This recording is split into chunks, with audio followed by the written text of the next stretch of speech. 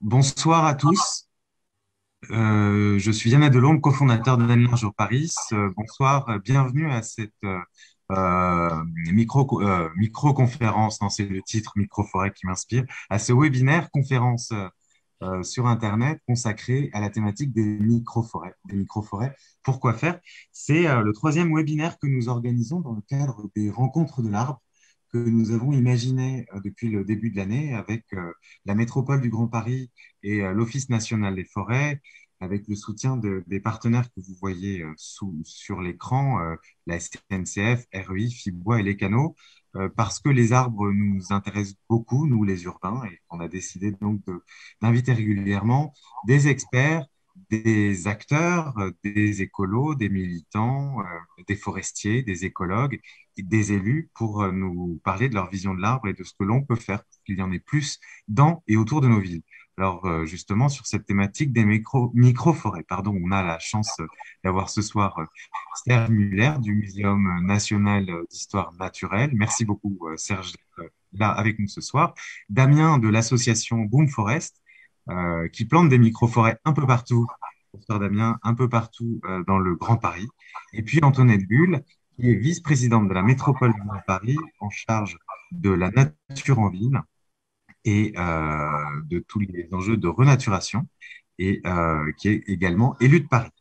Alors, micro-forêts, on parle beaucoup d'elles dans les médias, elles suscitent l'enthousiasme de certains, notamment de Damien, qui nous dira pourquoi. Elles suscitent aussi le scepticisme parfois. Est-ce qu'on a raison de parler de micro-forêts? Est-ce qu'on ne pourrait pas juste parler de forêt?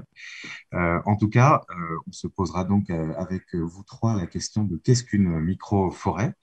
Et puis aussi de ce que ce terme de micro-forêt peut vouloir dire de notre imaginaire urbain, de notre époque et du besoin très clair et que la pandémie du Covid n'a fait que accentuer d'une manière spectaculaire de notre besoin de mettre du vert dans le gris des villes.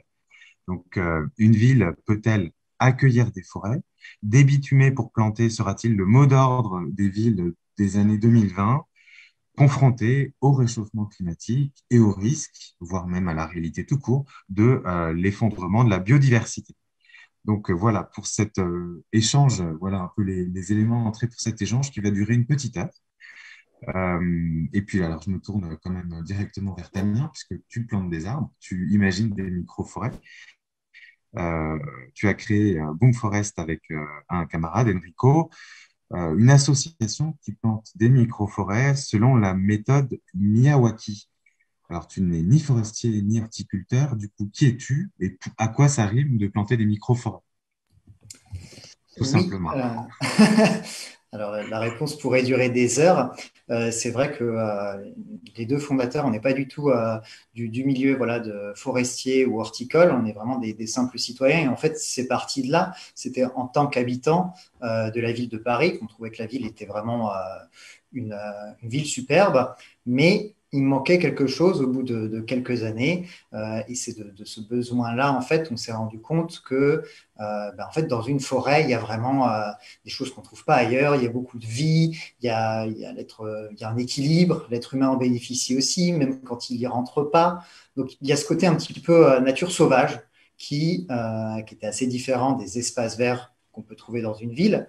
Et donc, le projet un peu fou de se dire, mais est-ce que c'est possible de recréer des coins de nature de ce type-là, qui soient à la fois des réservoirs et des abris de biodiversité d'un côté, et puis qui constituent un cadre apaisant en fait pour les riverains de l'autre, puisque tous les deux on vient d'un milieu où il y avait des forêts autour de nous.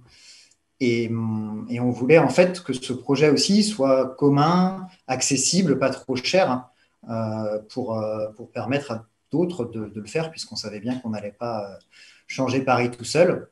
Et c'est en fait en se renseignant sur le comment faire pour réintroduire un petit peu ces morceaux sauvages dans une ville qu'on est tombé sur cette fameuse méthode Miyawaki qui permet de remplir ces critères, c'est-à-dire d'avoir des espaces sauvages, vraiment diversifiés et qui se construisent de façon participative. Donc c'est comme ça qu'on en est arrivé à proposer un projet dans le cadre du budget participatif de la ville de Paris. Donc c'était vraiment au départ un pari justement qui a eu du succès puisqu'on a été encouragé par plus de 14 000 votes. Donc on s'est dit, OK, on n'est pas les Et seuls. à l'écran, vous avez pu voir diffuser un entretien que Damien et Enrico nous ont donné, qui raconte ce que c'est que la méthode Miyawaki. Alors, juste avant de lancer l'émission, Damien, on discutait d'un site, le BP17, c'est ça?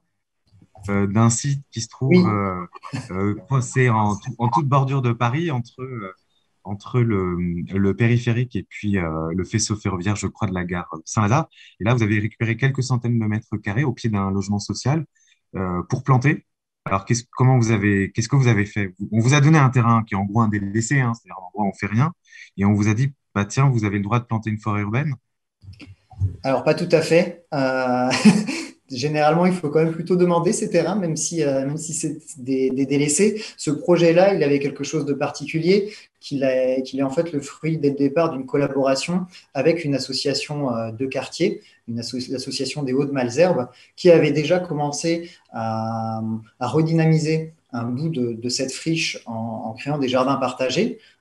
Et vraiment, ça a été une belle évolution qu'on a pu suivre. Et sur le bout de ce terrain-là, en fait, qui était en pente, qui n'était pas vraiment utilisable pour des aménagements en jardin partagé, comme ils voulaient aussi installer des ruches, on s'est dit comment végétaliser ce lieu pour en faire une continuité.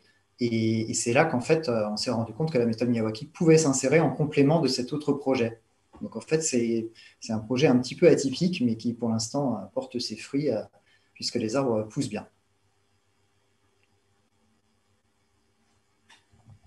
Merci beaucoup pour ces premiers. Alors, on verra tout à l'heure des images hein, de ces plantations. D'ailleurs, j'annonce tout de suite, on en parlera tout à l'heure, mais que vous avez tout à l'heure, là, Facebook. Alors, tout à l'heure, on montrera, enfin vous, la semaine prochaine, vous invitez tous les volontaires à venir vous aider, Damien, à venir nettoyer le site que tu viens d'évoquer, parce que le principe des plantes, c'est qu'elles poussent, et donc cette petite forêt naissante est en train d'être envahie par le liseron et le houblon. Donc, il va falloir aider les arbres à garder le cap et surtout à ne pas être pris de vitesse par d'autres plantes peut-être plus rapides. Antoinette, Gull, la microforêt, on peut dire que c'est un concept médiatique, en tout cas à la mode, euh, que certains adorent détester en expliquant que une microforêt, c'est pas de la forêt. Et puis que peut-être il vaut mieux déjà protéger les arbres existants, les arbres qui poussent en ville et qui sont déjà bien challengés par la pollution, les voitures, le bitume, etc. C'est un commentaire qu'on nous a beaucoup fait sur la page Facebook de l'événement, où beaucoup de gens nous ont dit déjà, si on préservait les arbres qui sont en ville, ce serait une première chose, plutôt que de se lancer dans les grands projets de micro-forêt. Question de nature, qu'est-ce que ça vous inspire, ce sujet? Bien, déjà, bonjour à toutes et tous. Alors déjà, je suis ravie qu'on puisse parler de forêt, de nature et aussi de microforêt.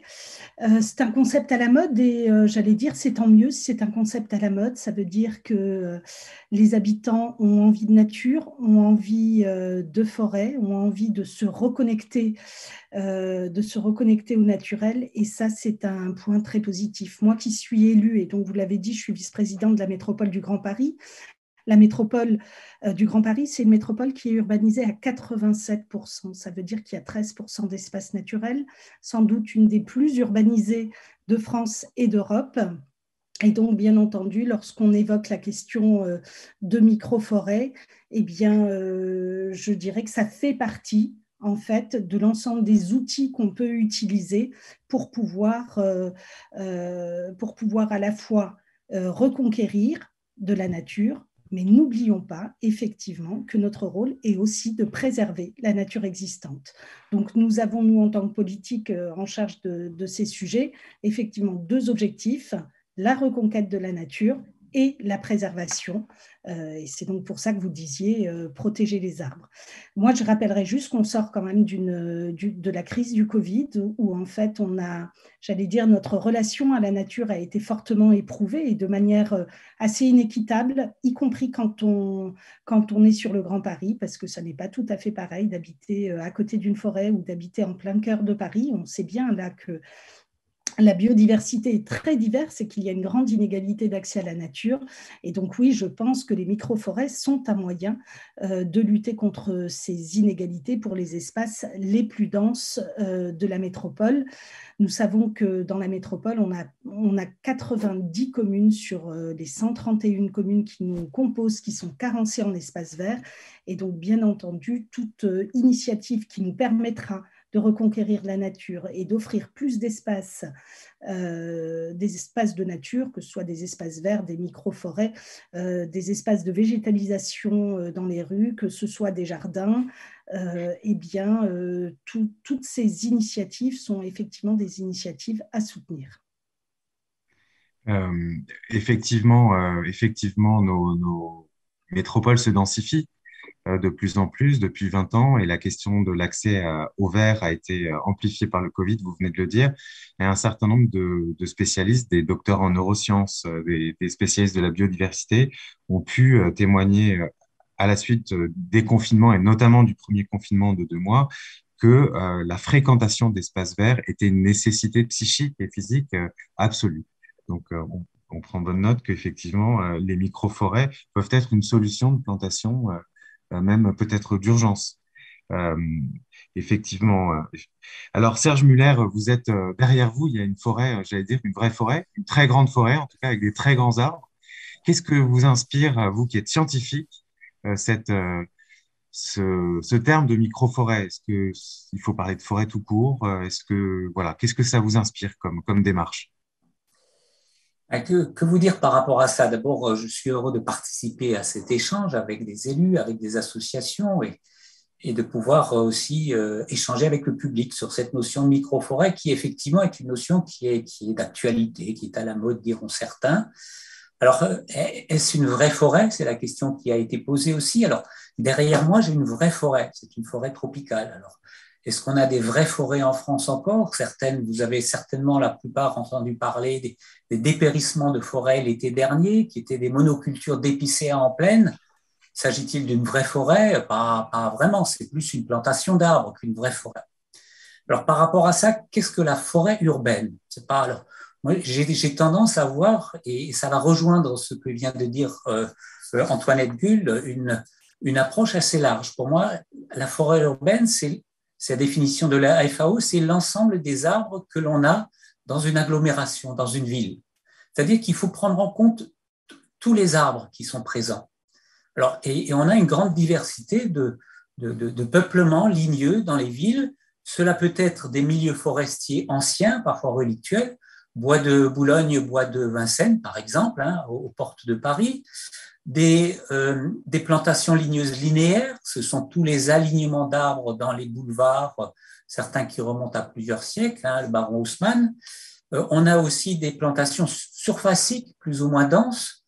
J'habite à proximité du parc Montsouris et je suis très heureux de pouvoir le fréquenter, où il y a 1300 arbres sur 15 hectares, ce qui fait tout de même un grand nombre d'arbres, et des parties qui sont plus ombragées, des parties qui sont plus ouvertes, de manière un peu similaire, même si la fonction n'est pas du tout la même. Les cimetières sont aussi des milieux qui sont abondamment boisés, et le cimetière du Père-Lachaise, vous avez près de 4000 arbres sur 45 hectares, donc là aussi, c'est un grand nombre d'arbres qui sont présents. Ensuite, on a parlé des forêts sauvages, mais il existe aussi des forêts, des friches ligneuses qui se développent spontanément dans Paris. J'habite à proximité de la Petite Ceinture où on a donc des peuplements, mais ce sont souvent des espèces exotiques envahissantes. C'est le robinier Fausacacia, c'est l'élan, on pourra en parler si vous le souhaitez, mais ce sont vraiment des milieux sauvages qui se sont développés spontanément. Ça n'a rien coûté à personne depuis quelques dizaines d'années. Il y a des arbres isolés sur des places, c'est pas que ce soit des platanes, que ce soit d'autres arbres, qui sont donc un arbre ou un petit groupe d'arbres. Et enfin, il y a des micro-peuplements ligneux. C'est pas... Alors, ce sont des bosquets. Ça peut être sur des petites places. Hein, et pour moi, les microforêts Miyawaki peuvent être rattachés à ce type-là. Ce sont des ensembles qui sont denses, qui sont diversifiés, souvent en espèces, et qui occupent alors des surfaces qui sont restreintes. On parlait du bienfait sur le plan de la santé aussi. Toujours dans le 14e, vous avez l'hôpital Saint-Joseph, où il y a au beau milieu de l'hôpital des petits peuplements d'arbres sur une centaine de mètres carrés. Et je pense qu'ils contribuent alors au bien-être et à la reprise de santé des patients qui sont présents. Donc, vous voyez que, en fait, la forêt urbaine recoupe de grands nombres de types de peuplements arborescents. Alors, les forêts qu'on appelle Miyawaki, ça correspond à un type original qui n'existait pas précédemment, qui a été introduit, on va dire, en Europe de l'Ouest depuis quelques années, moins d'une dizaine d'années. Ce qui est un peu paradoxal, Miyawaki, c'est le nom d'un botaniste japonais, mais l'objectif est de reconstituer, ou Damien pourra le préciser, hein, la végétation naturelle potentielle qu'il y avait, qu'il pourrait y avoir, qui est un concept tout à fait européen. C'est un botaniste allemand, Tuxen, qui avait proposé ce concept dans les années 1970. Ça a été repris en France par Jean-Marie Jéhu, qui a publié la première carte dans le nord de la France de végétation potentielle naturelle. Ceci pour vous dire que, bien sûr, la méthodologie a été élaborée, a été précisée, on va dire, en Extrême-Orient, mais quand même, c'est quelque chose qui n'est pas fondamentalement étranger par rapport à des démarches que l'on peut avoir aussi en France ou en Europe de l'Ouest. Voilà, je ne veux pas être plus long pour cette introduction, mais donc on voit bien que c'est un type parmi d'autres, et c'est en cela que je rejoins tout à fait la représentante de la métropole. Mais si ce sont des méthodes ou des analyses si les méthodes de plantation ou en tout cas d'observation de l'arbre en ville ne sont pas d'hier, en tout cas pas d'aujourd'hui, est-ce que vous n'observez pas qu'il y a un intérêt nouveau, et c'est une question d'ailleurs qui s'adresse à vous trois, il y a un intérêt nouveau pour cette question de la nature en ville. J'ai commencé à recevoir quelques questions d'internautes. Euh, Comment financez-vous les arbres de Anne? Ça, c'est un point peut-être qu'on évoquera tout à l'heure avec Damien et Antoinette Gull. Une question de Nicole. Détruit-on des arbres dans le Grand Paris? Une autre question de Valérie. Comment reconquérir des espaces quand l'urbanisation, et entre parenthèses JO, Grand Paris Express, etc., ne cesse de détruire du sol? Euh, et où en est-on au sujet des trames vertes dans la métropole? Est-ce qu'il n'y a pas en fait un nouveau souci des citoyens pour la question de la place de la nature en ville qui serait peut-être incarné aussi par ce coup de projecteur sur les microforêts? Est-ce que c'est pas un souci nouveau ou pas? Ou est-ce que c'est une nouvelle manière de le vivre? Ah, Serge, ouais, on vous a perdu. Voilà, Oui, non, ça y non, est. c'est bon, c'est bon, c'est bon. Non, et c'est évident qu'il y a, moi, je pense que l'élu pourra répondre également, mais qu'il y a un intérêt manifeste lié aussi au contexte d'érosion de la biodiversité, lié au changement climatique. Ben, on se rend bien compte que nos villes ont été quand même fortement minéralisées au cours des dernières décennies, ne sont plus très agréables à vivre et qu'il y a quand même un besoin. Il y a des populations citadines qui sont de plus en plus nombreuses. Et donc, il y a un besoin quand même d'avoir davantage de nature en ville. Et personnellement, je m'en réjouis. Et je pense que c'est tout à fait souhaitable et c'est tout à fait possible aussi. Hein. Alors, Antoinette, qu'est-ce que ça vous inspire? Oui, tout à fait. Alors moi, je vais répondre quand même à une des questions des internautes.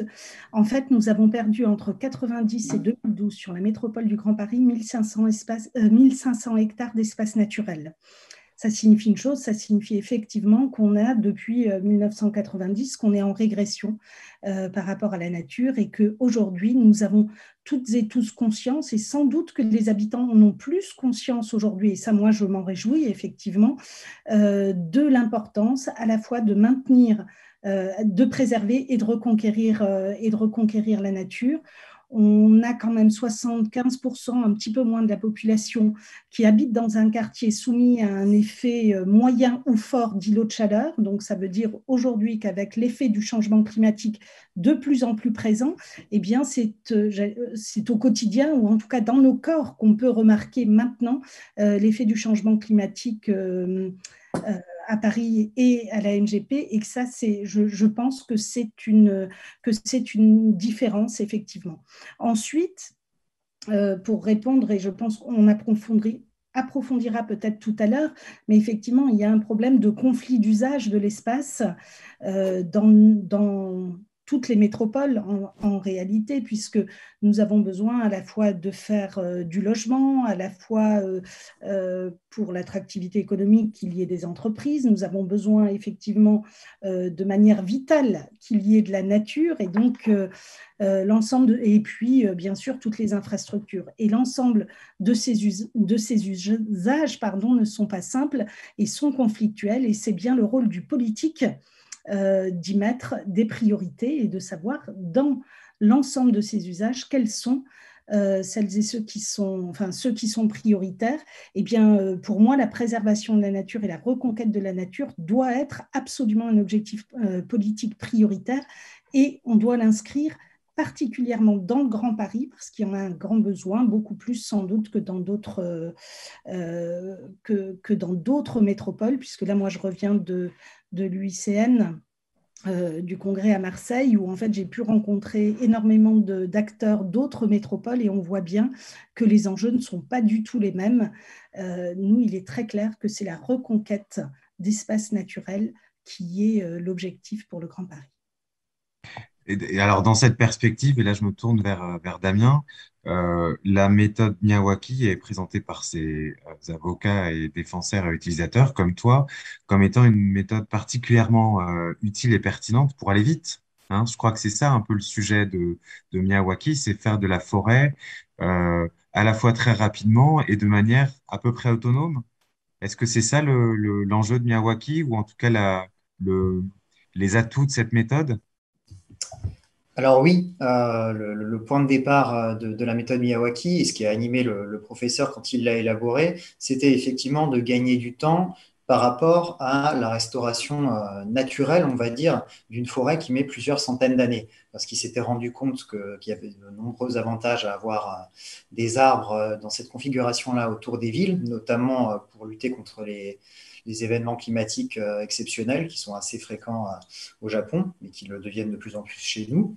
Donc, l'idée, c'est effectivement de gagner du temps par rapport à une restauration naturelle. Après, ce n'est pas une méthode magique. Les arbres ont quand même leur rythme. Mais en fait, là où on va gagner du temps, c'est sur la réinstallation de cet écosystème final, stable et équilibré qu'est une forêt. Donc, on parle d'écosystème forestier. C'est pour ça qu'on utilise, nous, ce terme mini ou micro-forêt, même si c'est sûr que c'est très réduit, parce qu'il y a cette idée d'équilibre global. Après, les arbres poussent plus rapidement aussi grâce à la forte densité. Donc, c'est particulièrement adapté dans les villes, mais ça peut aussi être appliqué dans des zones beaucoup plus rurales ou périrurales. Et c'est un petit peu ça l'idée de la méthode Miyawaki, c'est de tout de suite, dès le départ, poser les conditions d'un stade final et équilibré. C'est pour ça que le choix de la végétation, et notamment la végétation potentielle naturelle qu'évoquait Serge Muller tout à l'heure, est particulièrement importante. On cherche à recréer quelque chose qui a déjà fait ses preuves. C'est une question d'un internaute. Comment choisissez-vous les espèces que vous allez planter, précisément? C'est une bonne question. C'est la partie à la fois la plus passionnante et la plus difficile, parce qu'effectivement, on n'est pas du tout des spécialistes. Donc, il y a un mélange de beaucoup de méthodes qui peuvent être utilisées. Et d'ailleurs, selon les groupes qui ont déjà appliqué la méthode, il y a eu des voies un petit peu différentes. Mais la première, c'est l'observation. C'est essayer de voir autour de soi et dans les forêts qui existent encore, dans un rayon d'à peu près 20 km, quelles sont les espèces qu'on peut remarquer, qu'on peut distinguer, qui poussent ensemble. Et puis ensuite, c'est essayer de croiser le plus de données, de faire appel à des spécialistes, comme M. Muller, de faire appel à des muséums, des associations de botanistes, d'essayer d'aller chercher dans la bibliographie parfois les mentions de la végétation il y a 1 ou 2 siècles.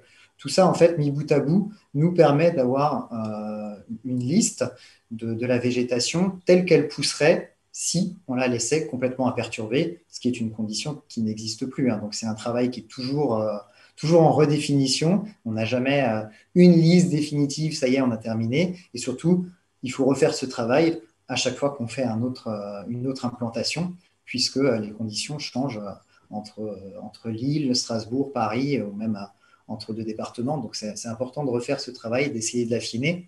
Et c'est aussi ce qui permet justement d'attirer différents savoirs, différents intérêts autour du projet. Donc, c'est très, très intéressant. Et c'est à la portée de chacun à partir du moment où on commence à rentrer en réseau. Alors, moi, je suis venu vous observer planter dans 3 endroits ou entretenir 3 parcelles, porte de Montreuil, porte d'Asnières, et puis aussi sur un délaissé à côté d'un parking sur le campus universitaire de Nanterre. Alors, tu parlais du contexte et puis de la nécessité d'aller chercher des espèces particulièrement locales parce que acclimatées à, à- à l'environnement spécifique de chaque territoire. Mais il y a aussi la question des sols, qui est quand même une question très spécifique à la ville, très importante. On peut préjuger que tous les sols ont été particulièrement bouleversés, mélangés, en règle générale pollués, que ce soit par des polluants atmosphériques ou par le résultat de l'activité industrielle urbaine depuis 2 siècles. Ça vient un peu percuter votre travail. Comment est-ce que ça rentre enfin, qu'est-ce que ça fait à ces pauvres arbres, ce sol urbain qui est quand même particulièrement tourmenté? Effectivement, c'est une bonne question. On a finalement une certaine homogénéité dans le caractère dégradé des sols sur lesquels on s'intéresse pour le moment. Ce n'est pas un problème en soi. Il faut savoir qu'au début de la méthode, justement, le professeur, dans ses premières expérimentations, s'était intéressé à la façon qu'ont les arbres de régénérer, le pouvoir régénérant du sol. Donc, c'est quelque chose que les arbres font naturellement. Après, c'est vrai qu'une des phases qu'il ne faut surtout pas minimiser dans les plantations, c'est cette préparation du sol, c'est essayer de le normaliser pour qu'il y ait quand même suffisamment de nutriments avec du compost, de la matière végétale essentiellement, pour que au moins dans la première partie, on va dire les 30 premiers centimètres, les arbres, au moment où ils commencent à implanter leurs racines, aient un sol suffisamment riche pour pouvoir ensuite enclencher ce phénomène de régénération du sol qu'on a vraiment pu observer 1 an après une plantation justement au niveau du talus du périphérique sur la porte de Montreuil, où on était allé faire des carottages avec des bocaux de façon complètement artisanale. Et en fait, on a vu que le sol, qui auparavant était plutôt jonché de plastique, grouillé de vie, de petits insectes, de vers de terre, de larves. On les avait d'ailleurs emmenés à un stand, un festival à Montrouge pour parler de la vie du sol. Et on a eu pas mal de succès auprès des enfants parce que notre stand, en fait, grouillait de vie. Donc, il faut bien préparer le sol, mais ensuite, il y a quelque chose qui se crée naturellement. Et alors j'ai un message de la régie qui nous dit qu'il y a énormément de questions. Donc, continuez à nous en envoyer. On va les trier, peut-être les synthétiser. C'est les sites que tu évoques. Alors non, je voudrais, pardon, évoquer déjà 2 lieux très intéressants parce que la question du sol, en réalité, elle est primordiale. Hein. Si on cherche à planter des arbres, ça veut aussi dire qu'on cherche du sol vivant. Je voudrais évoquer un pionnier qui est pas très loin de l'endroit où vous avez planté des arbres à Nanterre, qui est Roger Després, qui est un artiste qui a créé la Ferme du Bonheur sur le campus et qui a récupéré l'usage d'une couverture autoroutière juste à côté de la gare de Nanterre Université qui était recouverte d'épicéas enfin et de robiniers faux acacias, donc vraiment des arbres c'était très touffu, quasiment monoespèce. Il y avait quelques bouts de layard, donc on était vraiment dans cette végétation spécifique des friches. Et, euh, et en 20 ans, il a arraché et fait arracher. D'ailleurs, il y a des ateliers à la ferme le dimanche auxquels chacun peut contribuer, participer. Et il a arraché, fait arracher une très grande partie de ces arbres pour planter des fruitiers, et notamment avec l'idée de faire de la phytoremédiation, c'est-à-dire que les fruits concentrent la pollution, les fruitiers concentrent dans leurs fruits la pollution, et qu'au bout de 10 ou 15 ans, peut-être, c'est contribuer à faire baisser le taux de la concentration de nos cochonneries dans les sols. Donc c'est assez important. Et puis, comme sujet, et puis un autre sujet aussi, on fera au mois de novembre, dans le cadre des rencontres de l'arbre, toujours une promenade sur le site de la plaine de Pierrelet Alors, la plaine de Pierrelaye, c'est dans le Val d'Oise, c'est pas dans la métropole du Grand Paris, mais c'est un endroit de 600 hectares, une plaine agricole, dans laquelle, pendant 150 ans, les Parisiens, les grands Parisiens, les bouts, ce qu'on appelle pudiquement les bouts de Paris, ont été épandus, c'est-à-dire le résidu de nos toilettes. Donc, évidemment, avec une sacrée concentration de métaux lourds et de toutes sortes de choses. Donc, c'est venu rendre ces terres agricoles impropres à la production agricole. Et l'ONF, avec qui nous organisons ce cycle de conférences, s'est vu confier par les élus la tâche incroyable, là, pas de faire une micro-forêt, mais une maxi-forêt de 500 hectares sur ces terres agricoles dégradées pour reconstituer du sol vivant et reconstituer du paysage et de la vie. Donc on voit bien qu'on est dans ces différentes échelles, dans une volonté de récupérer de la vie du sol et de la perspective et de la nature et de la biodiversité, les fameuses trames vertes, etc. Voilà, donc je referme cette longue parenthèse et je te repose une question, Damien. Les microforêts que vous avez plantées, elles vont comment? Est-ce qu'elles sont autonomes? Parce que je crois que l'autonomie, c'est un sujet très important. Est-ce qu'elles vivent toutes seules? Est-ce qu'elles ont déjà atteint l'âge de raison? Comment vont-elles?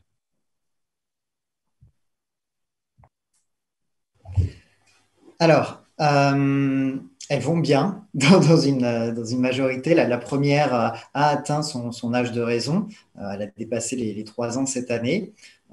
Jusqu'à l'an dernier, on était content parce qu'on pouvait dire ça y est, on peut se cacher dedans, il n'y a aucun problème, la végétation nous dépasse. Maintenant, on est au stade suivant, on peut dire on ne peut plus se cacher dedans parce qu'en fait, elle est tellement dense et tellement touffue que voilà, c'est devenu un milieu fermé avec son propre équilibre. Donc on peut dire qu'elle est en santé.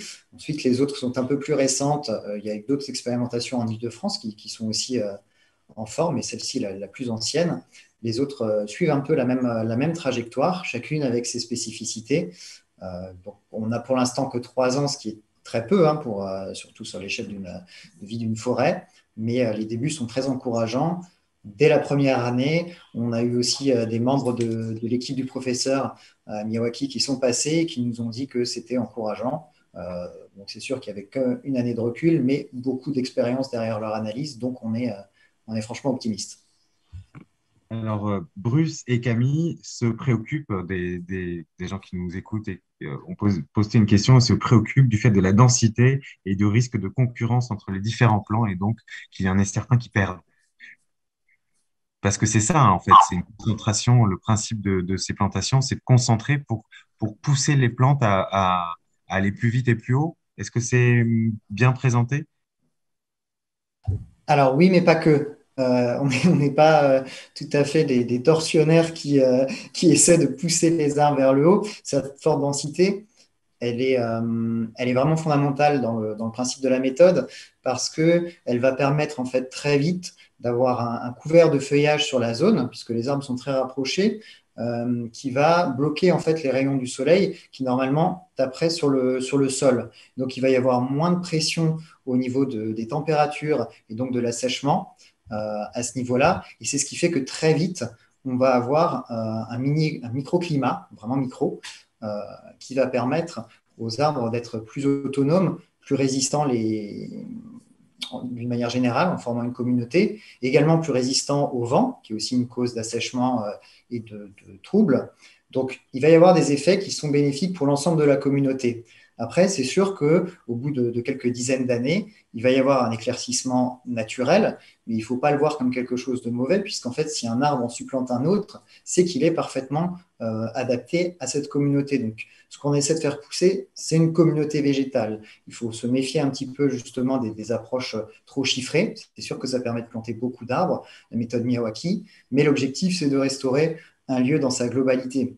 Il y a une étude qui a circulé sur certains articles au début de l'été, une étude qui a été menée en Sardaigne, donc bon, quand même un climat assez différent d'une autre, mais qui avait un recul de 10 ans et qui soulignait que dans ce milieu extrêmement hostile, on va dire la plantation d'arbres, hein, puisqu'il y a beaucoup de vent et une sécheresse forte, les effets bénéfiques de la communauté dépassaient les inconvénients qu'on pouvait avoir du fait de l'éclaircissement. C'est-à-dire qu'une plantation en méthode Miyawaki a eu un meilleur taux de survie qu'une plantation plus traditionnelle, plus espacée, ou qui d'ailleurs était un échec total, là où celle en Miyawaki a eu des résultats de reprise.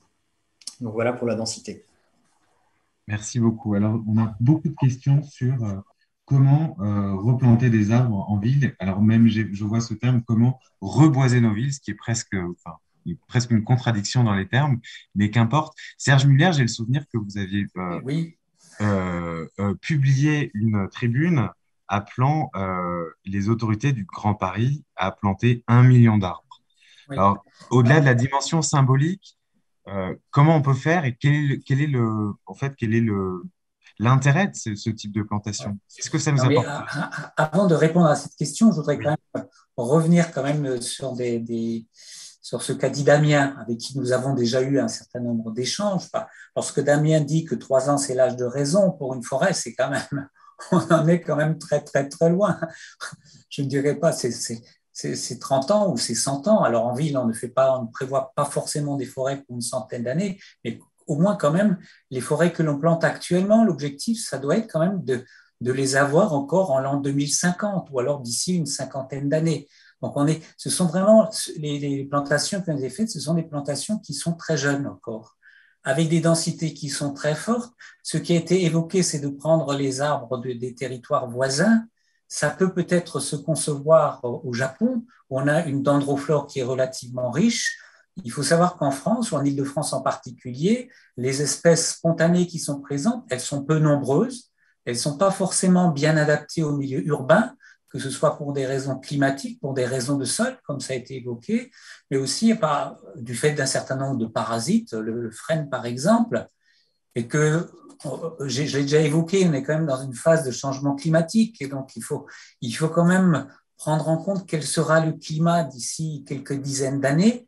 Et même si on souhaite tout de même que les États fassent les efforts nécessaires pour que le changement climatique reste inférieur à 2 degrés, même avec cela, il est nécessaire aussi de prendre en compte quand même des augmentations de température et que je vous ai parlé de la végétation naturelle potentielle, donc ce concept qui vient d'Allemagne et de France, il date des années 1970. Donc il y a 50 ans, on ne parlait pas de changement climatique. Et je pense que maintenant, on ne peut plus parler de la même manière. On ne peut plus parler de végétation potentielle naturelle telle qu'elle est actuellement présente dans les vieux peuplements forestiers. Il faut voir la végétation potentielle à l'échéance 2050, par exemple, c'est pas, mais au moins 2050. Et que donc un certain nombre d'espèces résistantes à la sécheresse, résistantes qui est plus thermophile dans des milieux plus chauds, et aussi par rapport au sol, aussi, qui peuvent se développer dans des sols qui ont des réserves en eau qui sont relativement faibles. Personnellement, je plaide tout de même pour anticiper les évolutions à venir et ne pas rester figé sur une situation qui correspond aux forêts actuelles. Voilà. Donc ça, c'est un aspect. Par rapport à la densité aussi, des peuplements qui sont très denses, on va avoir des arbres qui seront frêles, forcément, qui ne vont pas faire un couvert forestier très étendu. Donc la biomasse ne sera pas forcément plus élevée de manière globale. Et ce sont aussi des peuplements qui peuvent être fragiles, en particulier par rapport aux coups de vent, surtout s'ils ont un enracinement qui est superficiel. Lorsqu'on parle de 30 cm, c'est quand même très, très superficiel par rapport à ça. Enfin, ce que je voulais dire, personnellement, je soutiens alors les expérimentations qui sont faites, mais de dire qu'il faut quand même, on est dans une phase expérimentale et qu'il y a quand même des suivis qu'il est nécessaire de réaliser avant de pouvoir avoir des affirmations quand même sur la supériorité, on va dire, de ces plantations par rapport à des démarches plus classiques, c'est-à-dire avec des densités qui sont plus faibles, mais un enracinement qui sera plus important, aussi des canopées qui seront plus développées, des arbres qui auront une forme qui sera différente. Donc, oui, pour la démarche Miyawaki, tout en restant prudent, en faisant de l'expérimentation et en ne mettant pas tous les œufs dans le même panier quand même. Hein. C'est pas, ça répondait aussi à ce que disait Antoine tout à l'heure. Tout à fait. Oui, Alors, je veux bien répondre ensuite sur les millions d'arbres. Hein, oui. Mais...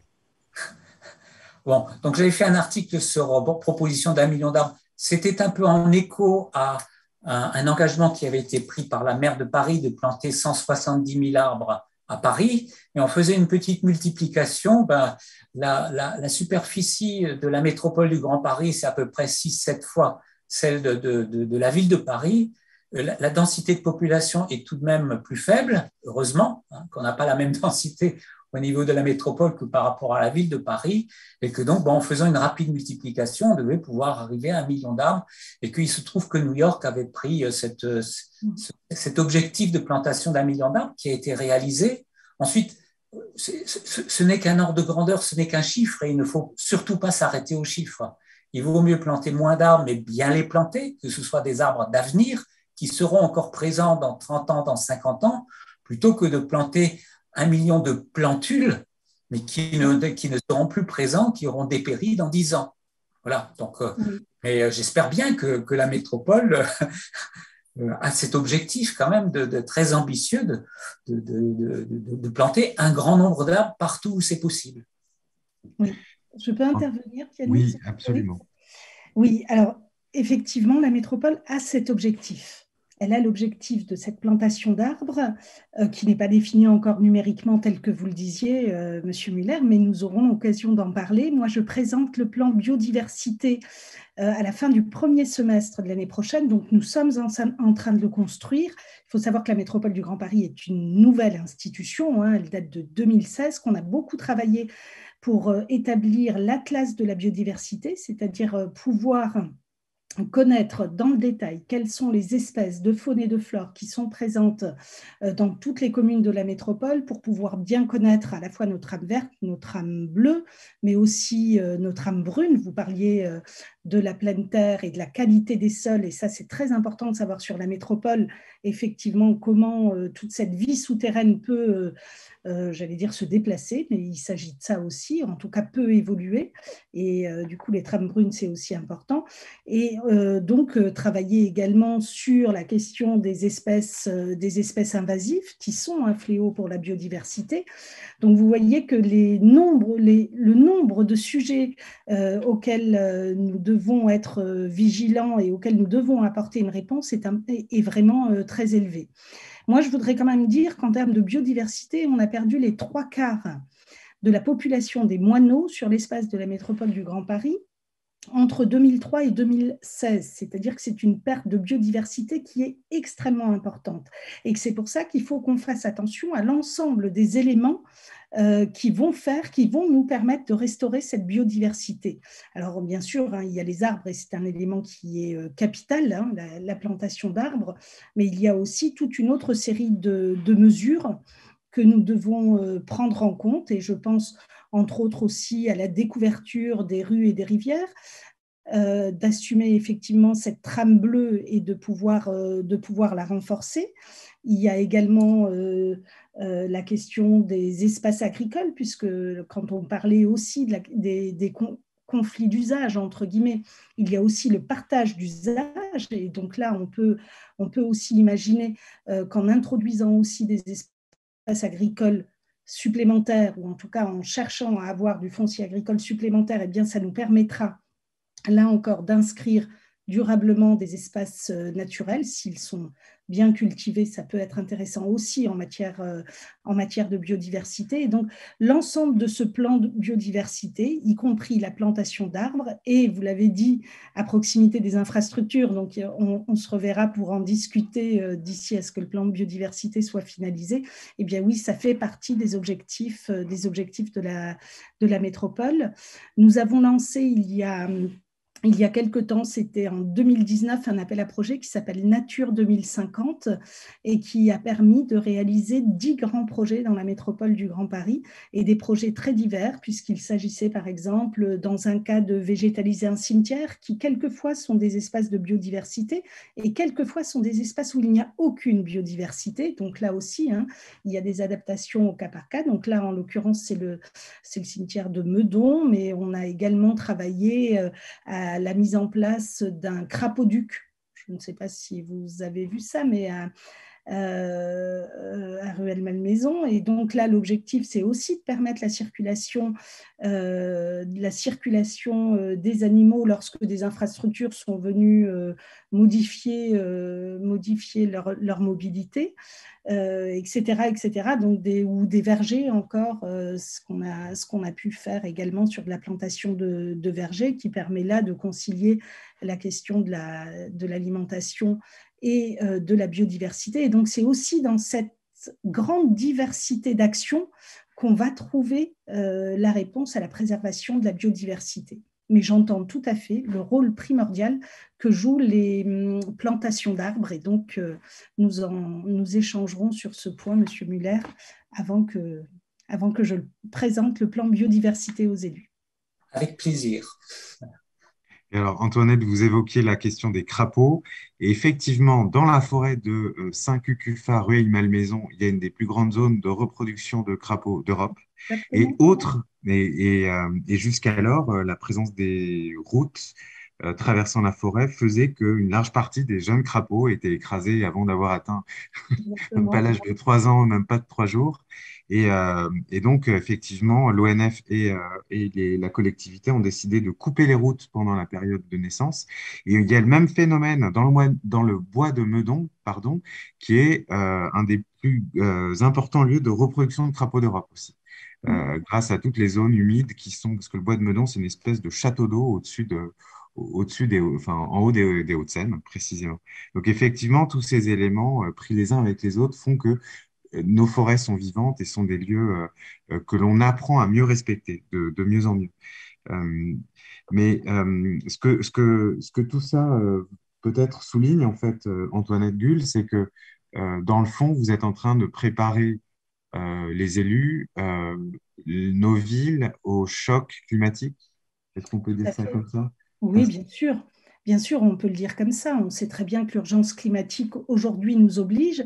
Elle nous oblige parce que nos villes sont des territoires qui sont plus vulnérables au choc climatique que d'autres territoires plus résilients, bien sûr, parce que justement par manque de nature, aussi parce que nous avons des îlots de chaleur qui sont importants. Hein. Quand je dis que les 3/4 pardon, de la population vivent dans des espaces qui sont des îlots de chaleur moyens ou forts, ça dit aussi la vulnérabilité de nos modes de vie. Et ça dit aussi les risques que nous courons à ne pas agir. Et donc, nous avons effectivement j'allais dire à la fois cette obligation, mais j'allais presque dire cette contrainte heureuse, parce que heureusement que nous sommes aujourd'hui conscients et que nous sommes capables d'enrayer cette perte de biodiversité avant qu'il ne soit trop tard. Et donc là, nous avons quelques années pour pouvoir le faire, à la fois pour préparer nos villes au changement climatique, pour enrayer la perte de biodiversité, pour assurer des espaces naturels bien plus nombreux. Et donc là, vous le disiez, il y a une demande qui est une demande sociale importante, mais il y a aussi une demande des habitants, et on l'a vu il y a peu de temps lorsqu'on préparait aussi, lorsqu'on faisait un travail sur la nature en ville avec les habitants, une très forte demande de participation, et ça c'est quelque chose qui est important, c'est-à-dire que les grands projets qui doivent se faire, les grands et petits projets d'ailleurs qui doivent se faire sur la reconquête de la nature ou la préservation de la nature doivent se faire avec les habitants. Et ça, on l'avait connu il y a quelques années avec les jardins partagés, où on se rendait bien compte que les habitants prenaient plaisir à cultiver ensemble. Et bien, nous le voyons maintenant aussi sur les sciences participatives après le Covid, par exemple, où on s'est rendu compte que les habitants de la métropole avaient envie aussi de participer à compter les espèces et à participer aux sciences participatives pour pouvoir mieux comprendre, analyser et puis pour pouvoir aussi simplement compter les éléments de nature.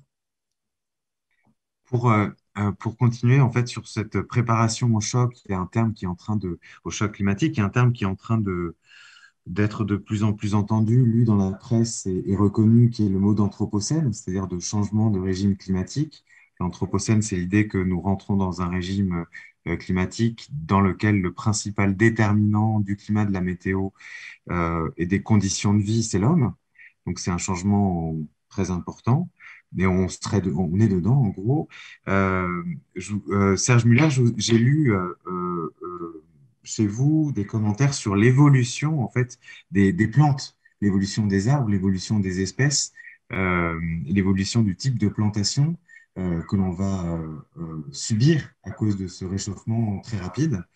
Est-ce que ça veut dire que nos paysages urbains, par exemple, à Paris, dans le Grand Paris, on est habitué aux plantations, aux alignements assez majestueux. On est habitué aux platanes. On a quelques espèces qui sont caractéristiques de notre identité, de notre paysage urbain. Est-ce que on a des squares qui sont l'héritage de la vision haussmannienne, hein, de la place de la nature en ville et euh, de ces nos objectifs sociaux et hygiéniques aussi. Est-ce que tout ça risque de partir? Est-ce qu'on doit se préparer à perdre tout ça? Est-ce qu'il faut utiliser aussi les microforêts, le concept des microforêts comme autant de laboratoires pour chercher de nouvelles pistes? Oui, alors pour répondre à la fin de la question, oui, on peut utiliser les microforêts, mais de manière globale, ben, j'espère qu'on ne va pas assister, qu'on ne va pas être responsable aussi de cette évolution, de cet appauvrissement alors des peuplements forestiers et globalement de la biodiversité. Bon, c'est aussi toute la sensibilisation qui est faite actuellement, que ce soit à Marseille la semaine dernière au niveau de la biodiversité, que ce soit par rapport au climat. Et comme l'ont dit un certain nombre de responsables, il est encore temps d'agir et il nous faut absolument agir. Il nous faut absolument donc mettre en place un certain nombre d'actions pour limiter le changement climatique, le limiter à 2 degrés, 1,5 c'est certainement illusoire, mais au moins à 2 degrés, et qu'on pourra encore avoir dans les villes en adaptant les plantations. Et comme je l'ai dit déjà tout à l'heure, il faudra choisir des arbres qui sont adaptés aux conditions climatiques des années 2050 et donc faire en sorte qu'il y ait une évolution forcément, mais de limiter les bouleversements des conditions de vie par rapport aux populations citadines qui seront aussi de plus en plus nombreuses. Hein. Donc, je pense que vraiment, il y a un challenge qui est fondamental pour les années à venir. Comme le disent un certain nombre de scientifiques, dans 10 ans, dans 20 ans, il sera trop tard. C'est maintenant qu'il est absolument temps d'agir pour limiter les bouleversements et en même temps pour s'adapter aussi à ceux qui sont inéluctables. Je pense que l'un n'empêche pas l'autre. Et c'est ce que je disais au niveau des plantations, faut choisir les espèces qui seront adaptées, qui permettront de lutter contre les îlots de chaleur urbains, mais des espèces dont on sait qu'elles pourront se développer. Je pourrais vous en citer, le chêne vert, qui est une espèce méditerranéenne, qui se développe très bien à Paris, mais on n'est pas dans l'aire de répartition naturelle du chêne vert. Le micocoulier, qui est une espèce méditerranéenne aussi, et qui est très bien adaptée aux conditions urbaines actuelles. C'est le microclimat, c'est le sol, ça a été évoqué, c'est aussi la pollution. Et de faire en sorte de choisir les essences d'arbres qui sont appropriées par rapport aux évolutions qui sont inéluctables, tout en essayant au maximum de les limiter. La réponse que je peux vous faire. Hein. Il y a un peu de travail. Et puis, souhaitons que ce soit possible. Et justement, il y a en fait ce qu'on peut aussi trouver de très positif avec cette innovation, cette démarche de la microforêt. Et c'est un terme que vous avez tous évoqué, hein, la dimension sociale, en fait, et la demande citoyenne. Et c'est quelque chose sur lequel, Damien, tu reviens extrêmement régulièrement, au-delà de l'enjeu de planter et d'avoir un beau massif. C'est en fait que les gens s'emparent du projet, que les habitants s'emparent de ce qui va pousser au pied de chez eux ou au bout du quartier, et que finalement, ce soit un moment d'apprentissage, de partage et d'échange de convictions finalement, tout autant que de coups de pioche. Oui, tout à fait. C'est quelque chose qu'on a un peu d'ailleurs découvert au fur et à mesure de l'aventure associative, hein, ce côté vraiment très fort au niveau du lien social. Tu t'évoquais tout à l'heure le rapport qui a peut-être changé avec les arbres, avec la nature en ville.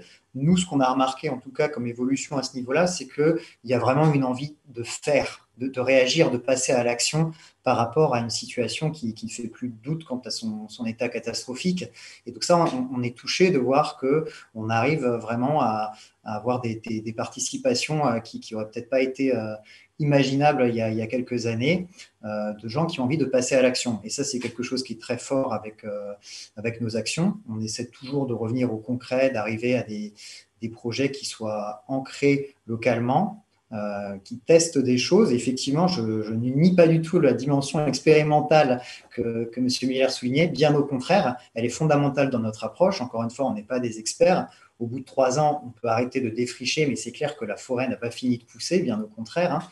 Donc ça, c'est évident. Après, il faut la suivre d'un point de vue plus justement peut-être scientifique, ou en tout cas de son évolution dans la durée. Et on essaie de mettre en place des choses à ce niveau-là. Mais c'est vrai que c'est quelque chose qu'il ne faut pas du tout oublier dans les plantations Miyawaki, mais également d'autres expérimentations de ce type-là. C'est que certes, il y a un côté végétal, biologique, écologique. Il y a aussi un rôle vraiment fondamental dans le passage à l'action, la réappropriation du lieu par les riverains, le questionnement aussi que ces espaces très denses, très sauvages, un peu fouillis suscitent par rapport à l'habitude qu'on a en ville et pas seulement d'une nature bien propre, bien organisée, jardin à la française, ça revient de loin. Donc en fait, ça permet autant de questionnements et d'échanges qui sont vraiment riches et on ne prétend pas du tout avoir de réponse toute faite à tout ce qui peut survenir dans ces moments-là. Mais en tout cas, on se rend compte que c'est une valeur énorme de pouvoir partager avec des gens sur ces différentes modalités d'action, d'essayer des choses, de valoriser certaines choses auprès de publics qui sont d'ailleurs très, très divers. On a des gens qui n'ont aucun rapport, on va dire, à la nature, qui ont très peu de connaissances et même d'affect au départ. Et on a aussi des gens qui sont très pointus, qui étudient le sujet depuis très longtemps et qui posent toutes sortes de questions. Et tout ça interagit et forme un autre écosystème au-delà de celui purement botanique et faunistique. Ça me fait penser, le mot d'affect éveille chez moi enfin, on a tous vu passer dans la presse depuis 2 jours des statistiques sur le phénomène de l'éco-anxiété ou éco-dépression chez les jeunes urbains. Les chiffres sont très importants pour la France. Pas que, hein, beaucoup de pays du Sud dans lesquels les effets du réchauffement climatique sont déjà très caractérisés, mais chez les jeunes urbains français aussi. Et ça me fait aussi penser, Antoinette Gull, à un terme que vous avez employé 2 fois lors de nos échanges lorsqu'on a préparé cette soirée, qui est celui de la réappropriation civique, avec en fait ce nouveau phénomène qui est apparu depuis 10 ans sous nos latitudes, en tout cas grand parisienne, à travers d'abord la question de l'agriculture urbaine, des plantations au coin de rue, et puis maintenant cet engouement et de cet intérêt pour la place de l'arbre et la plantation d'arbres. Et ça semble être un phénomène finalement qui ne perd pas en intensité et qui dit beaucoup aussi de nos préoccupations. Donc peut-être ça pourrait être le mot de la fin, la façon dont vous vous appropriez, vous, cette demande populaire. Oui, je crois que vous avez tout à fait raison, que cette demande, elle est très très forte et que ce n'est pas simplement une demande, j'allais dire, d'avoir de la nature à côté de chez soi, mais c'est d'y participer et de pouvoir en être un acteur. Alors c'est une demande qui est aussi une demande de lien social en ville, et donc la nature peut concourir à restaurer ce lien social entre les populations. On le voit dans ce que vous évoquiez, à chaque fois qu'il y a des plantations qui se font, etc. Et j'imagine que Damien le remarque également, c'est la place des jeunes et des enfants. Et là, je trouve que on voit bien qu'on est dans des espaces qui sont intergénérationnels, où en fait ce lien à la fois intime et collectif à la nature, qui est un lien dont nous avons tous besoin et de manière vitale, eh bien, il faut qu'il soit aussi pris en compte par le politique. Et je voulais terminer par le fait de dire qu'en fait, il doit exister aussi une forme démocratique de décision par rapport à la nature qui devrait pouvoir se mettre en place à proximité de chez soi lorsqu'il y a des arbres qui ne vont pas bien, etc. Et donc ce travail-là, qui est un travail de proximité, eh bien, on commence simplement à le mettre en place, que ce soit dans les quartiers, pour certaines villes ou collectivités, ça commence à être fait. Mais là, il y a un travail, j'allais dire, de démocratie autour de la nature qu'il va falloir commencer à travailler.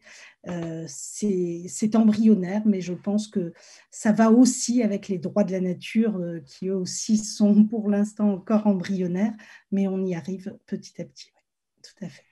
Il y avait la semaine dernière le Parlement, enfin la restitution des travaux du Parlement de la Loire, qui est donc un travail. Alors là, c'est une démarche d'artistes, hein, c'est pas une démarche de scientifiques en premier lieu, c'est une démarche d'artistes qui ont décidé de donner une voix, de parler au nom de un fleuve, c'est-à-dire un élément vivant qui n'a pas sa parole dans la prise de décision politique, mais aussi administrative.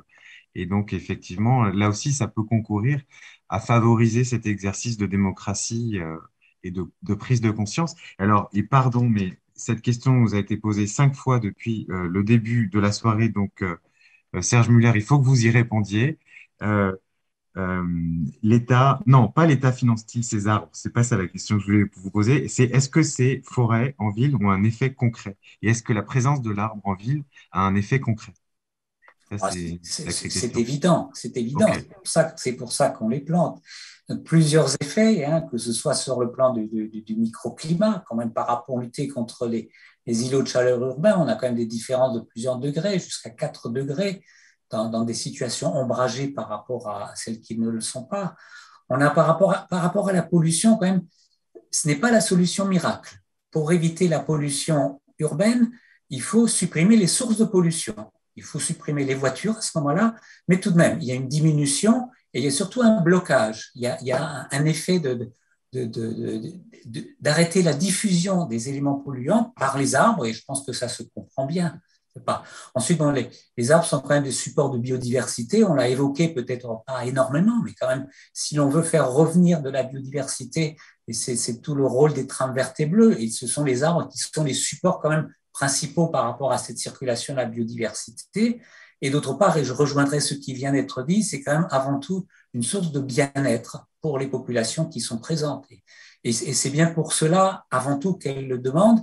Et je pense que c'est notre raison d'optimisme tout de même. C'est bien cette mobilisation de l'ensemble des populations par rapport à l'arbre, de manière plus générale par rapport à la nature en ville, qui doit se transformer aussi en action. C'est pas en action politique de l'ensemble des responsables et de l'ensemble des populations qui doivent inciter qui doivent accompagner, on va dire, les responsables politiques pour qu'effectivement on ait un avenir qui soit encore agréable pour nos enfants et nos petits-enfants. Je suis dans cette situation. Merci beaucoup. Alors, c'est effectivement encourageant. Et alors, promis, c'est la dernière question, mais néanmoins, elle est très pertinente. Où peut-on trouver les forêts de Damien et Enrico? On les trouve essentiellement autour du boulevard périphérique, même s'il y a aussi des expérimentations qui ont été faites dans des bois, dans le bois de Cergy notamment. Donc, je vous invite essentiellement à aller sur le site internet de l'association où il y a des coordonnées GPS et en tout cas la mention des lieux où on a planté. Et c'est prévu très prochainement de mettre une carte très précise pour aller les retrouver. Mais n'hésitez pas à nous envoyer un petit message sur le site où on répond toujours pour qu'on vous donne plus d'infos à ce niveau-là si vous n'avez pas trouvé votre bonheur sur le site internet de Bloom Forest. Et on peut vous retrouver samedi prochain. C'est ça, tout à fait. Sur le terrain, dans le 17e arrondissement, quartier des Hauts-de-Malesherbes. Il y a un petit calendrier sur le site qui donne justement l'heure, la date et puis surtout l'emplacement GPS. Donc n'hésitez pas à venir nous rejoindre pour qu'on vous explique tout ça de vive voix, avec grand plaisir, et puis que vous puissiez voir par vous-même. Rien ne vaut le fait d'aller sur le terrain, c'est évident, Oui, et tout puis à de fait. discuter, de mettre la main à la pâte aussi. C'est ça. Alors, écoute, merci beaucoup à tous les trois d'avoir partagé tous ces points de vue, ces espérances et ces expériences. C'était donc le troisième de nos 4 webinaires des rencontres de l'arbre organisés avec la Métropole du Grand Paris et avec l'ONF. Le 4e et dernier webinaire se tiendra le 18 novembre et aura pour thème « Couper des arbres est-il écologique ?» Donc, on essaiera de traiter, au-delà de la dimension un peu provocante et volontairement provocatrice de cette question, de nos ambiguïtés, puisque nous souhaitons tous avoir de beaux meubles en bois et éventuellement même des maisons en bois, et en même temps, nous sommes des idées fixes qui pleuront dès qu'on coupe un arbre à côté de chez nous. Donc, comment vivre cette ambiguïté et la traiter du mieux possible et ne pas transformer nos forêts en, en matière première que l'on penserait inépuisable et ne pas non plus en faire des sanctuaires éventuellement. Voilà, toutes ces questions, on les explorera ensemble. Et puis aussi 3 rendez-vous, 3 balades d'automne, parce que les forêts, il faut aller les visiter, il faut aller comprendre comment elles vivent. Donc 3 balades d'automne on vous propose de vous y inscrire le 26 septembre, donc dans pas très très longtemps. On va vous emmener dans le bois de Notre-Dame, qui est une forêt de ce qu'on appelle l'arc boisé de l'Est de la métropole du Grand Paris. Et on va marcher 18 km. C'est une journée entière de marche. Et notre objectif, c'est de montrer qu'elle est traversable à pied, puis qu'on peut aller d'une gare SNCF à une autre gare SNCF, passer une journée en forêt. On sera accompagné d'une ethnobotaniste et d'un forestier de l'ONF qui va nous raconter la vie de cette forêt. Le 24 novembre, on ira à pied de Versailles, de Paris à Versailles, par la voie des arbres, parce qu'il y a cette fameuse autoroute qui zèbre l'ouest grand parisien. Il y a aussi une autoroute verte, donc on va la prendre ensemble. Et le 21 novembre, on ira à Pierrelet visiter ce projet de forêt réparatrice pour le 21e siècle dont on parlait tout à l'heure. Et alors, pour finir, quelques livres. Des arbres dans la ville, qui est un livre de référence d'une urbaniste sur comment faire pour que les arbres soient mieux en ville d'un point de vue administratif, réglementaire et écologique. C'est une référence. C'est Caroline Molly qui a publié ce livre. Euh, on a parlé tout à l'heure de Haussmann et d'Adolphe Alphand. Alphand, c'est celui qui a planté les arbres à Paris de manière systématique, à la demande de Napoléon III et de Haussmann, à la fois pour des questions de beauté, mais aussi pour des questions d'hygiène et de santé publique. C'était déjà un souci au XIXe siècle très présent. Ce Adolphe Alphand, écrit par Chiara Santini, qui est une paysagiste de l'école de paysage de Versailles, remarquable. Très, très beau livre d'histoire. On parlait tout à l'heure, Serge Muller parlait des questions de santé, hein. Paysage de la santé, santé du paysage, c'est une livraison de l'École nationale supérieure de paysage. Très, très beau carnet du paysage. Et puis enfin, pour finir, de livres plus légers, déjà plus légers en termes de poids, Petite histoire du jardin et du paysage en ville de Michel Peña et Michel Audouy.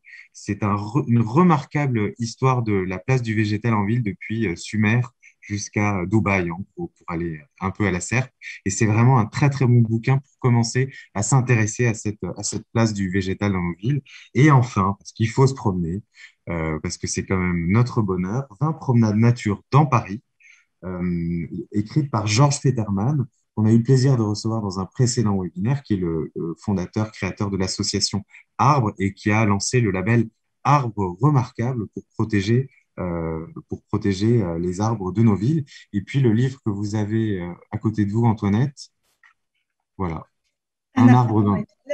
qui reprend en fait l'ensemble des éléments de l'Atlas de la biodiversité du Grand Paris.